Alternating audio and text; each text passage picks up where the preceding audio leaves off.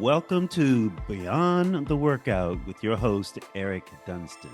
Hello, everyone. This is Coach E. I just want you to know that anything you hear on Beyond the Workout podcast is just information only. It is not a diagnosis for your issues.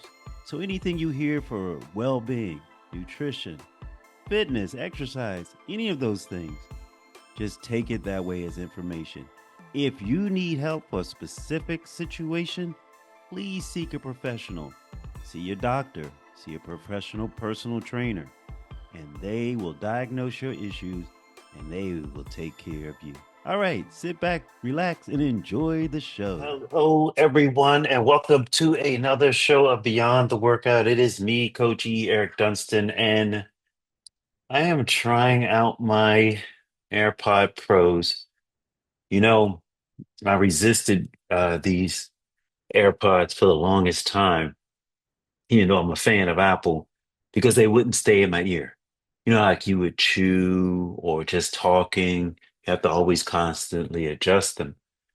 But there's always somebody who knows something to do to keep them in your ear. So I did a little research and found if you exchange the silicone tips with foam tips, the foam ones keep the AirPods in your ear. So I can move my jaw all I want and the AirPods stay in. Now, I haven't tried working out with them because I don't have to. I have the Fit Beats, the Beat Pro uh, uh, ear earphones or in-ear phone headphones, earphones, headphones, and that helps me. So I'm trying this out, and I hope it sounds okay. I kind of tested the mic before doing this show, before starting it. But even if I sound a little robotic, I hope you understand the point that I'm going to be talking about today. And this topic is create your own fitness path with better. And it's kind of centering around my better program because I am trying it out with a few folks right now. And the topic that I want to focus on doing fitness your way is built around autonomy. Autonomy in fitness just simply means you're it gives you the power to make decisions that fit your body, your schedule, and to do what you enjoy most. And I'll tell you the way I came up with that is working with my client who has moved to another state many hours away, but we still do online training. And she is away on a work trip, a training. And I've always encouraged her to make the decision and like how much weight she feels she can use when she does resistance training, which exercise she prefers. And I think it's working because she realizes, hey, I know what to do. And she doesn't always have to say, well, will my coach approve of that? Yeah. If you're out there going to move, I'm going to approve of it. And in fact, if I pivot back a little bit, my better program is designed to do just that, to focus on simple, effective exercises, healthy eating, and getting enough rest. And that's what the acronym stands for: basic EMOM, time of attention, Tabata, eating and rest, or in good sleep. But I give you four different variations of exercises to do. And some people just say, I love the basics, which is good. You might love to do it EMOM, but the key is you can switch things up the way you want to. And and and then that's what I'm trying to do with the better program. So you can see, well, here's the basic exercises, but here are a variety of ways to do the basic exercises. Oh, but this is the way I like to do them, and this is the way I'm gonna do them from now on. And then you might get bored with that and say, oh, I remember he taught me this way. Well, I'm going to do it this way as well.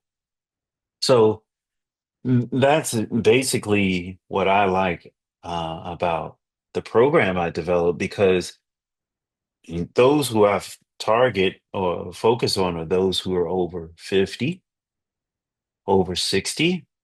And I have to give you your respect because you've lived your life. You've done a lot in your life over those years. You've had careers, your jobs, you made changes, you've moved, you raised families. You can make decisions on your own. You can do these things even with your help. And you have to know what's right and good for you. So let's talk about a little bit about how to build your own routine. So, like I had mentioned, recently I've been encouraging my clients to take ownership of their fitness routines by incorporating things that they enjoy. For example, one of my clients loves the basics.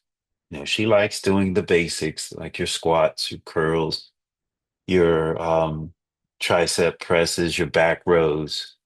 But finding ways to make them challenging has been a joy for her. For example, with the squat. A lot of people just take the squat move and they'll place their feet about shoulder width apart and start squatting. Well, I showed her that you can incorporate different uh, foot positions, stance. And what we do is we would start off with wide stance, do the squat for like 5 reps, and within that same set, she would bring her feet in to a normal stance, which is what most people do, and she'll do 5 reps with that. And then the last 5 reps, bring her feet closer together to do a narrow stance. And you know what that's doing is targeting different muscles and is making it challenging to do the move. And the challenge of doing that move in different variety of ways builds her confidence. And of course, she's getting stronger in in all those different muscle groups within the leg that are being incorporated. So that's something that I've taught her, and she's enjoying. And then there's another move when it comes to like bicep curls, tricep presses. In fact, you can do this move with any of the basics. Might be kind of hard to do them with the bent over row, but with the back row, but you can do it. And it's called 21s. And I learned this move a long time ago.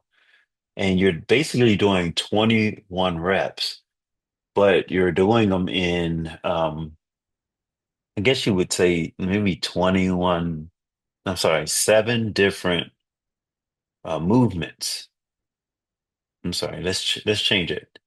3 different movements, but 7 reps each. So it's easier to share this and show you how to do this or speak how to do this with the bicep curl. So we know you do a bicep curl, you go from your thigh up to your shoulders. That's a full curl.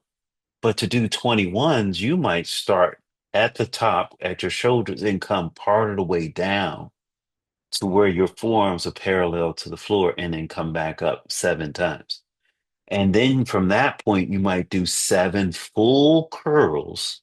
You should try this, not with a lot of weight, just see how it feels.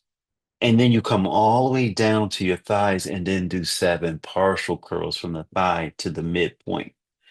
And that's called 21s. It's stimulating. It stimulates the muscle very well. It's challenging, but it adds variety. And if you say, okay, I like that, add it to your own routine, make it yours, and just find out what excites you. And when you're creating a fitness routine that feels authentic, feels genuinely yours. And always remember that your trainer doesn't disappear in all of this. Reach out to them and tell your trainer, hey, this is what I like to do. What do you think?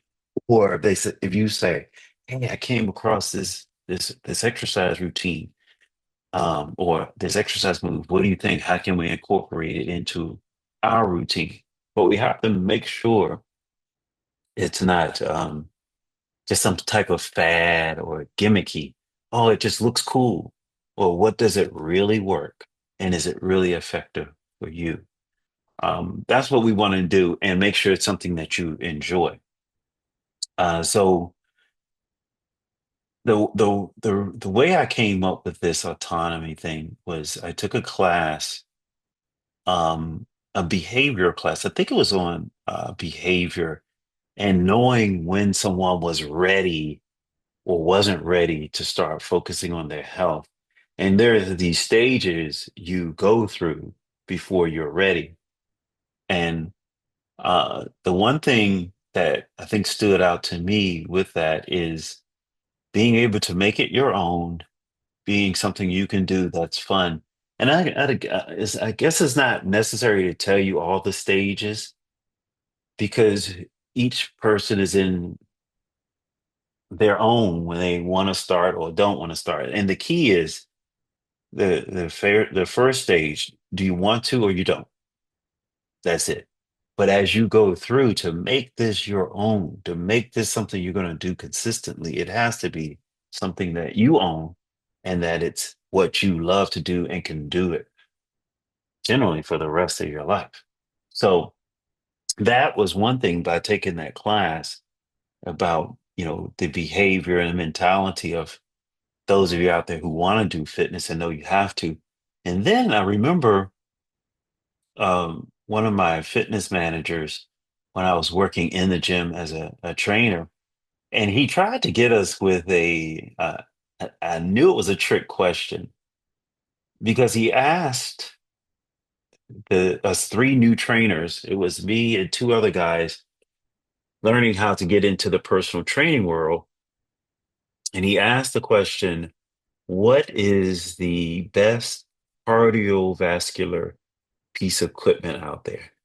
We had you had your treadmills, you have your stair masters, stair climbers, your bikes, your ellipticals.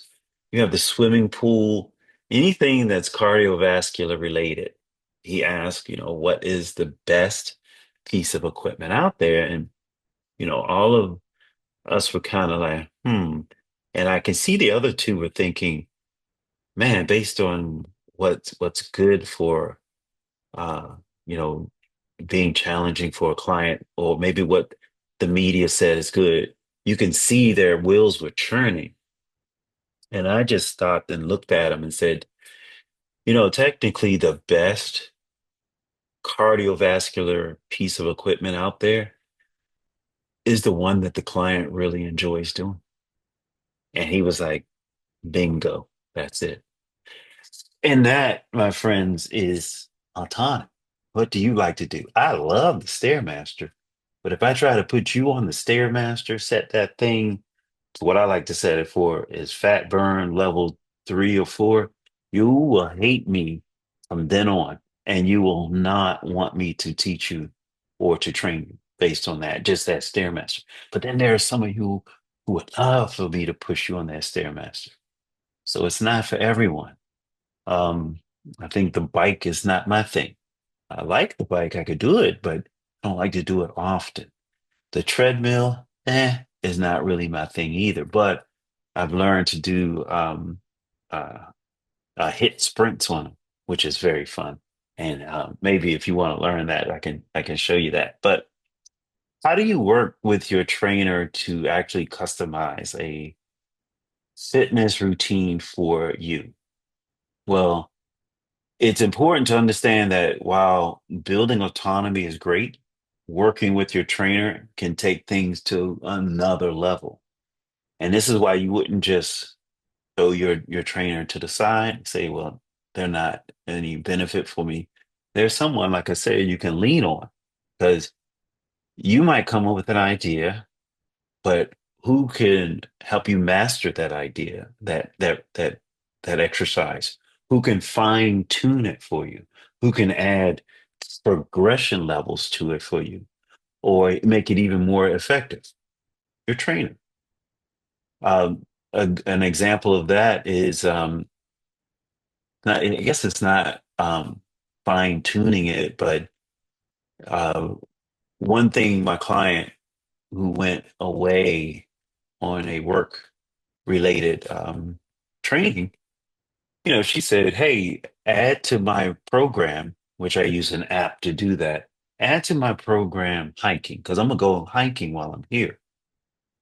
Well, I could have just put hike and you just check a box, say, okay, she went hiking. But what is it? What are the tools? What do you want to measure when you hike? So I added to her program four things I wanted to measure. I guess the fourth one isn't something to measure. One was the duration, the um, the distance, and the elevation of the hike. I added that to it, and I added location on there, even though that's something you don't measure, but it's something you can remember. Help you remember, where was I when I did this hike? Oh, let me look back at my program. I was here. And suppose you go back to that same place and you say, okay, I went this amount of distance in this amount of time. Now I'm in better shape. Let me see if I can do it in less time. It's a metric that you can follow through on. And I thought that was a good example um, that I just experienced. But really for you all out there, just start identifying what you enjoy. And it could be weightlifting, it could be like my client, it could be hiking, swimming, it can even be dancing. Now you can go out there and dance like no one's looking, dance your butt off, whatever you want to do, but make it exercise, make it fun. Add it to a routine or your weekly program that your trainer designed. You want to master a dance routine, put it in there 2 or 3 nights a week for 20 to 30 minutes. It can be part of um, your aerobic cardio routine. Do it that way. And of course, definitely talk to your trainer about what you prefer to do and ask your trainer to tailor the exercise fit your goals or add it to your program if you're using an app like I'm using. And, don't be afraid to experiment with variations. And definitely don't be afraid to bring them to me, your trainer, or whoever your trainer is. Because my goal is when you tell me what you want to do, if I feel, okay, there are things that, or if I know, not just feel, if I know there are ways that you could possibly hurt yourself doing this, I want to teach you how to be safe. And that's my thing with the TRX. I love the TRX, but there are ways you have to use that TRX, which is a suspension trainer, to be safe. So when I do my classes here or I teach people how to use the suspension trainer here at my apartment complex, I teach them the proper form technique in order to be safe. But I hope they love it. And then when I'm not around, they'll come in and actually use that TRX on their own and make progress that way. So remember that your fitness journey is personal. You're in control, and your trainer is there to help you reach those goals to customize your plan. So your fitness journey is personal, but your personal trainer is helpful. So just remember that. So, in conclusion, if you're someone who's been following a routine but feels like you want to make it more yours, you might be following a routine from some video program, or you might be working with a trainer in person. You might be working online with a trainer, somebody like me who can do online fitness for you. You know, take a moment and reflect on what you really enjoy. I had a trainer showing me some mobility moves, and they hurt. I said, well, I don't like that. And, he tried to make some tweaks here and there. I said, oh, my body doesn't move like that. That hurts. So if you if your trainer sees that, and it could be a routine that you want to learn, you know, task your trainer to make the adjustments, to adapt for your needs, for your limitations until you can get better. In fact, I have a client I think he's 75 years old, but his shoulder is just really busted up. And there are moves that I have to make, and I have to watch him. There are certain moves I have to be careful for what he can and can't do.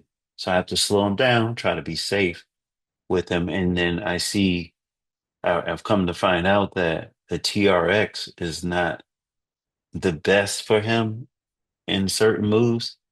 And I've come to find out he likes weights. He likes lifting the weights. And his wife likes the TRX, but he likes the weights. So I gravitate him toward the weights because I know that's what he likes. We do some of the warm ups with the TRX, what he can do, but we do the main stuff with the weights. And it's a joy to see him enjoying it because it's something that he likes and I am tailoring it to fit his needs. So, as always, your trainer is here. Remember to support and guide you because we don't want you to think that you're on this journey alone. But guess who is the expert in their own body? That's you. I'm just here to help fine tune and add variety where it's needed. So, I do thank you for listening to this. Hopefully, it was a very, very short um, podcast. And the reason why I I'm keeping it short because I'm working on another one that I want to focus on to come up with a little series for you to actually incorporate certain things into your life. And I'm not going to say what it's all about until it's time to reveal it when I get to going and putting it all together because I really got to work hard on it. But I made this one short because I was out of town this past weekend and I didn't have time to really focus on getting my show out on the day I try to get it out on Mondays at 8 o'clock in the morning, but if it doesn't work, it just doesn't work. It's okay. I just want to try to get out one per week and maybe build on that from going forward. The more of you all who listen and I hope you're benefiting from it, then I might can do more and give you more value. So I hope this was good for you. Until next time, stay strong and keep pushing toward that better you, that better life, the more fit you. That's what we're going to get to. All right, this is Coach E. Thank you for listening. And this is Coach E signing out. Thanks for listening to Beyond the Workout podcast. I hope you enjoyed the show. Please be sure to check me out at ericdunstan.com and subscribe to my YouTube channel, Physique Improvements. Take care, everyone.